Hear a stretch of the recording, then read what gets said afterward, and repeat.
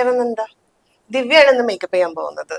അപ്പൊ ദിവ്യ ഏതൊരു type of makeup ആണ്?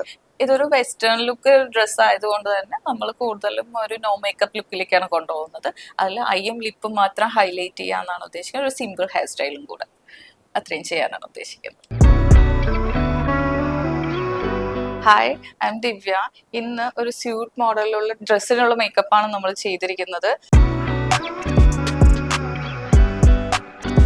ഡാസ്ലറിന്റെ പ്രോഡക്റ്റിലാണ് നമ്മൾ മേക്കപ്പ് ചെയ്തിരിക്കുന്നത്. അതിൽ ആദ്യം നമ്മൾ പ്രൈമറാണ് ഉപയോഗിച്ചത്. ഒരു മാറ്റിഫൈങ് സിലിക്കോൺ പ്രൈമറാണ് യൂസ് ചെയ്തത്. അത് കഴിഞ്ഞ് അതിന്റെ കൺസീലർ പാലറ്റിലെ കൺസീലേഴ്സ് ആണ് യൂസ് ചെയ്തിട്ടുള്ളത്. അത് കഴിഞ്ഞ് ഫൗണ്ടേഷൻസ് നമ്മൾ യൂസ് ചെയ്തത് ഒരു സ്റ്റിക്ക് ഫൗണ്ടേഷനും പിന്നെ ഒരു ലിക്വിഡ് ഫൗണ്ടേഷനും ആണ് യൂസ് ചെയ്തിട്ടുള്ളത്.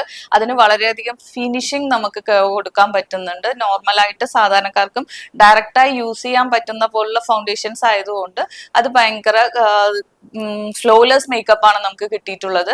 അതിൽ നമ്മൾ ഷാഡോ നമ്മൾ ഉപയോഗിക്കുന്നത് സ്മോക്കി ഐസ് ആണ് ചെയ്യാൻ പോകുന്നത്. ലിപ്സ്റ്റിക്ക് നമ്മൾ ഡാർക്ക് ഷെയ്ഡാണ് സെലക്ട് ചെയ്തിട്ടുള്ളത്. കാരണം ഡ്രസ്സ് വന്ന് കുറച്ച് സ്യൂട്ട് വന്ന് ലൈറ്റ് ഷെയ്ഡ് ആയതുകൊണ്ട് നമ്മൾ ഡാർക്ക് ഷെയ്ഡിലുള്ള മെറൂൺ ഷെയ്ഡ് ലിപ്സ്റ്റിക് ആണ് നമ്മൾ സെലക്ട് ചെയ്തിട്ടുള്ളത്. ഡാസ്ലർ എറ്റേണയിൽ കൺസീലർ പാലറ്റ് ആണ് നമ്മൾ കോണ്ടൂറിനും കൺസീലറിനും ആയിട്ട് ഉപയോഗിച്ചിട്ടുള്ളത്. അതിന്റെ നെയിം വരുന്നത് CC പാലറ്റ് എന്നാണ്. ഈ പാലറ്റ് വളരെയധികം ഈസിലി സ്മഡ്ജബിളും ആണ്. നമ്മൾ സ്മോക്കി ചെയ്യാനായിട്ട് നമ്മൾ ഡാസ്ലർ റെറ്റേനയുടെ ബ്ലാക്ക് കളറിലുള്ള ജെൽ ഐലൈനർ ആണ് യൂസ് ചെയ്തിട്ടുള്ളത്.